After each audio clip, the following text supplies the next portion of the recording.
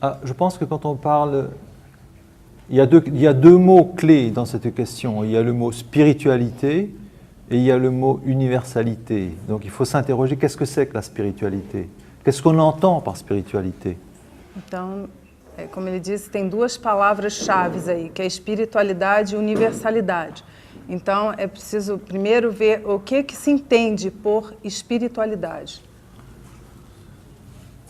Est-ce que la spiritualité, c'est quelque chose qu'on peut acheter au Conjunto Nacional, comme on peut acheter une télévision?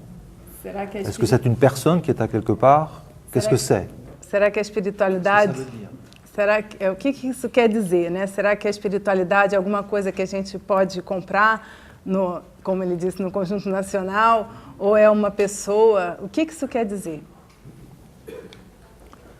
On pourrait probablement donner beaucoup de définitions, mais j'aime beaucoup la racine spirit. Spirit, ce ne sont pas les spirites. Hein. Je sais qu'il y a beaucoup de spirites.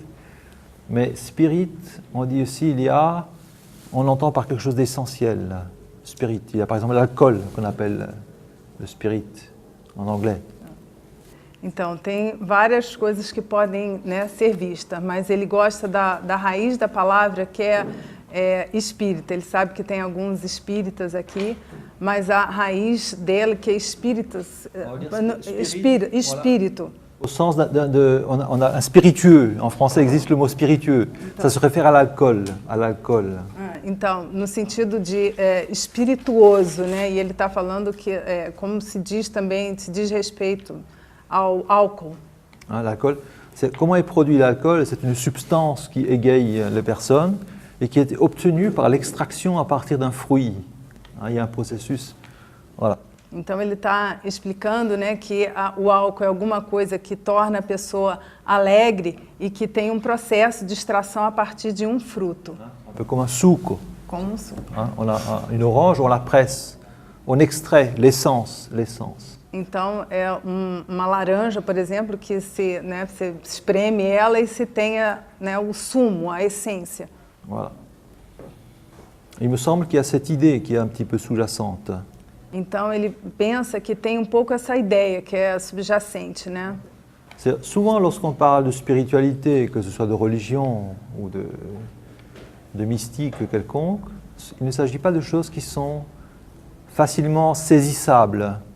Então, quando se fala, né, de religião, de espiritualidade, não é nada que seja facilmente apreensível, compreensível. Ce n'est pas quelque chose qu'on peut saisir avec les mains, identifier, localiser facilement. Não é algo que se possa tomar, apreender com as mãos e tomar facilmente. Par exemple, à Rio, il y a le Christ Rédempteur, en haut, sur la montagne. On peut monter là-haut, on peut le voir, on peut le toucher. Então, por exemplo, no Rio tem o Cristo Redentor. Você pode subir a montanha, chegar lá em cima e tocar a imagem. Mais ça, c'est juste un support, c'est juste un objet. Mas isso é somente suporte, objeto. On pourrait dire qu'il y a une expression d'une spiritualité, d'une croyance, d'une religion. Pode-se dizer que aquela imagem é uma expressão de uma crença, né, de uma religião. Donc, lorsqu'on parle de religion ou de foi, on écoute les différents langages, on constate que les gens parlent de quelque chose que l'on ne peut pas voir. Quando se fala de fé, de religião, as pessoas falam muita coisa, mas se refere a alguma coisa que não é possível ver. Ce n'est pas dans notre monde, ce n'est pas localisable à un endroit précis. Não é no nosso mundo, não é nada localizável num lugar preciso, exato. On parle de Dieu, qu'on parle de l'absolu, qu'on parle de divinité. Se fala de Deus, do absoluto ou de divindades. On en parle. Se fala. Mais on ne le rencontre pas facilement. Mas não nos encontramos facilmente. Donc on parle de quelque chose d'invisible. Portanto, se fala de alguma coisa que é invisível. On parle de force invisible. Se fala de forças invisíveis. De puissance invisible. De poderes invisíveis. Alors, les puissances occultes. Parfois, on parle de puissances occultes. O poder oculto, né? Se fala como poder oculto. Existe, le pouvoir caché. Oculto, escondido. Donc, il existe donc des choses qu'on ne peut pas voir, mais qui ont une importance. C'est en ce sens que j'utilise le mot pouvoir ou de force. Il existe des choses qu'on ne peut pas voir, mais qui ont une importance et qui exercent une influence comme une force, comme une puissance, comme un pouvoir. Existem coisas que não podemos ver, mas que elas existem, elas têm uma força, elas têm poder, apesar de não poder serem tocados. Donc il y a un premier élément, je pense, qui est là, c'est l'existence de quelque chose sur laquelle qu'on ne peut pas saisir, qui n'est pas visible, mais qui a un pouvoir, qui a une réalité, et qui a une importance. Pouvoir dans le sens qu'il agit sur la population, sur les êtres humains, un pouvoir. Então, o que está se falando aqui é que existe alguma coisa que tem poder, mas que ela não pode ser vista, ela não pode ser tocada, mas ainda assim, né, nessa condição, ela exerce poder sobre as pessoas. Voilà. Par exemple, sous l'inspiration de ce pouvoir, de cette réalité non visible, les sociétés ont construit des monuments. Então, por exemplo, sobre, né, o poder dessa força não visível, seres humanos construíram monumentos. Dans la tradition chrétienne, on construit des églises, des cathédrales. Il y en a plein en Europe. Ici aussi, à Brasilia, il y a beaucoup d'églises. Il y a la cathédrale. Então, na tradição cristã, se construíram igrejas, catedrais, né? Aqui em Brasília tem a catedral. Les hindous, les Indiens ont construit des temples. Os indianos construíram templos pour différents dieux. Para diferentes deuses. Vishnu, Shiva, Krishna. Krishna. Beaucoup de représentations. Muitas representações. On fait des cérémonies, des cultes, des musiques. Se fazem cerimônias, cultos, música. Les bouddhistes aussi construisent des temples, mettent des images du Bouddha, de différentes divinités. Os budistas também constroem templos e colocam imagens, né, de Budas, divindades. Donc, on peut voir qu'il y a déjà une première universalité qui est la croyance en quelque chose d'invisible que l'on représente de différentes manières.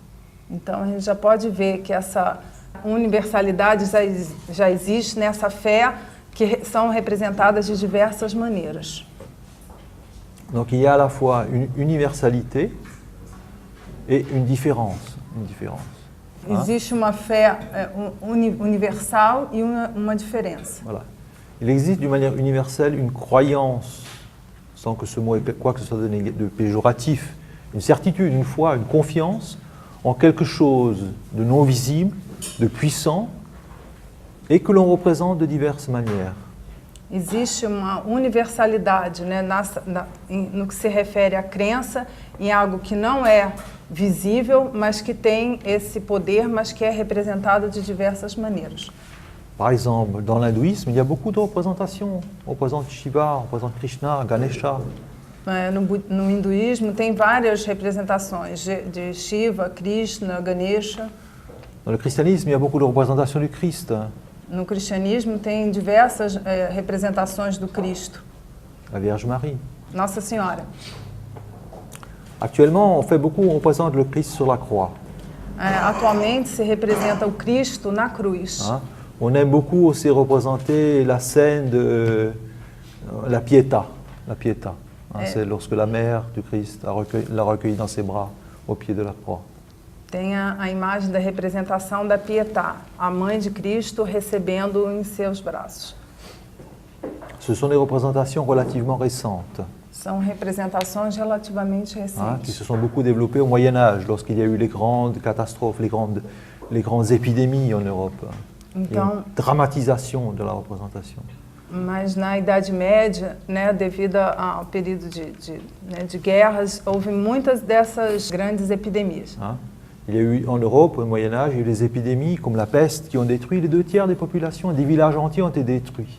Então, na Idade Média, existiram epidemias que destruíram 2/3, às vezes, das populações. Donc ça a suscité un élan de foi, de prière et une dramatisation de la foi.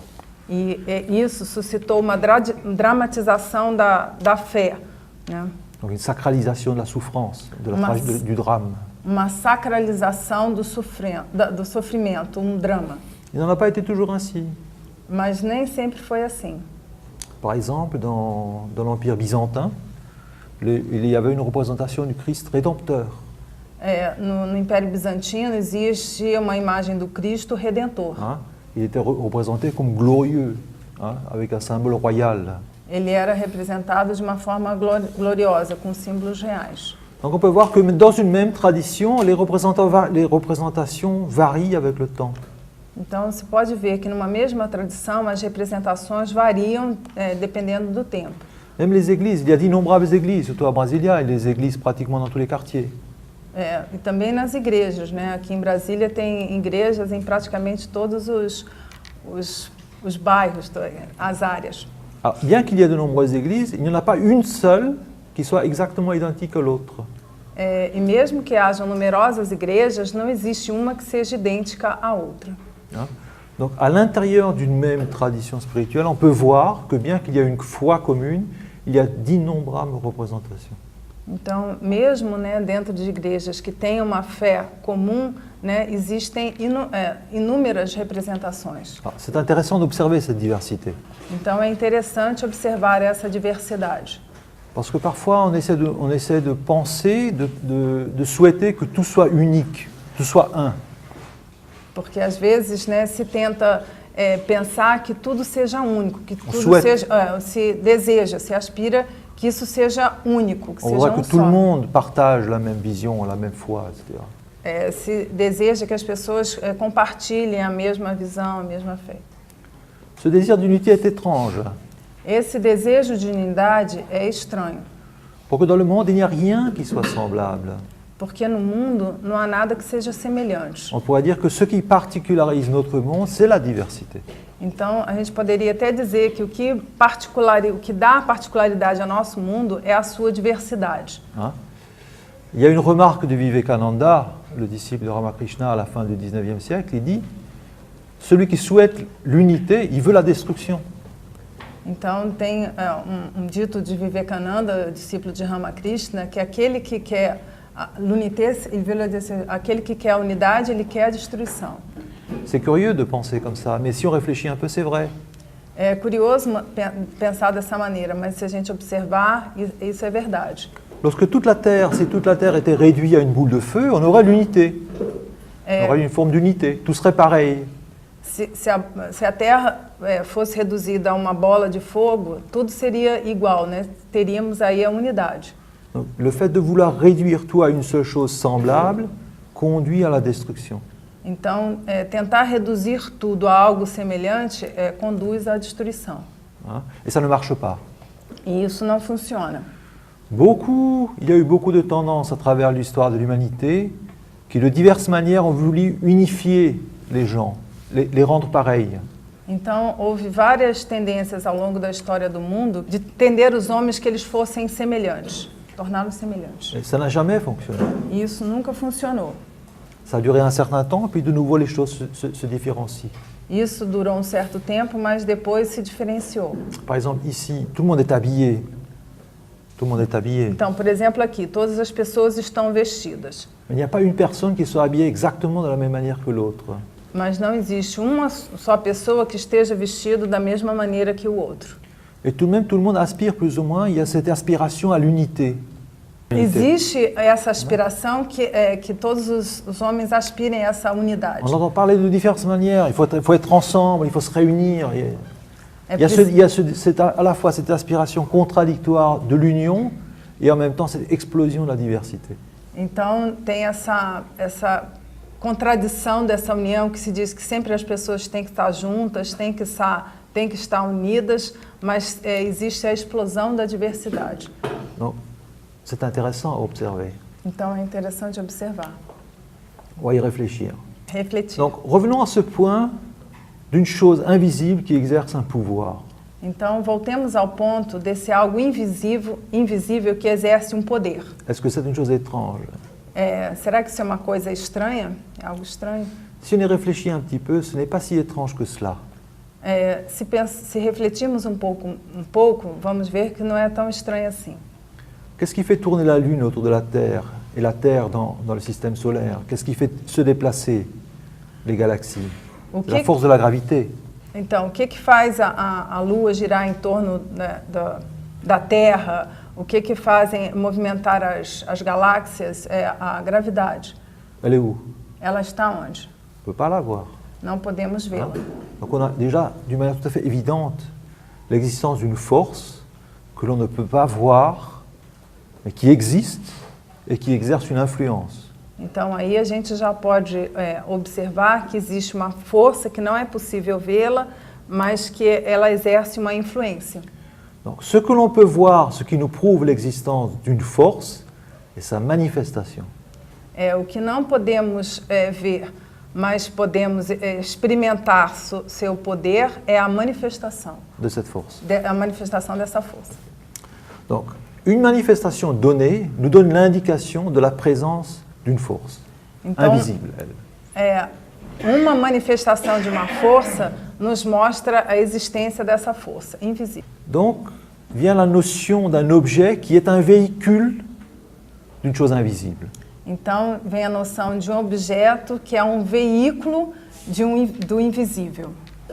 Donc, comme l'objet va en quelque sorte manifester cette force, Como il objeto. devient pour l'être humain un moyen d'établir une relation avec cette force.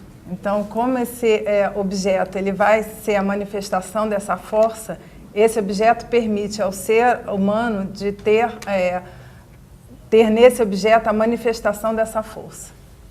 Il va le voir dans la manifestation de la force, et ce support, en quelque sorte, va aider l'être humain à établir une relation avec lui, avec la force. Então, esse suporte, que é a manifestação dessa força, ela vai permitir que o ser humano tenha uma relação com essa força, na função de um suporte. Donc, la relation avec le support de manifestation de la force permet à l'être humain d'acquérir une capacité d'établir une relation avec cette puissance. Então, a relação com esse suporte permite ao ser humano de estabelecer essa relação com essa manifestação dessa força. Donc, cela existe dans la vie de tous les jours. Isso existe na vida cotidiana.